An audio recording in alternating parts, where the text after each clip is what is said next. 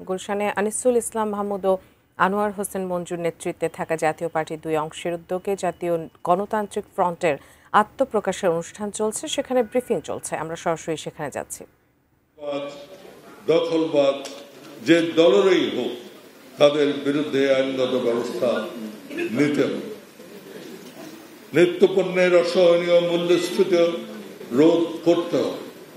স্বনির্ভর অর্থনীতি, বিনিয়োগ এবং কর্মসংস্থানের উপর জরুরি মনোযোগ দিতে হবে।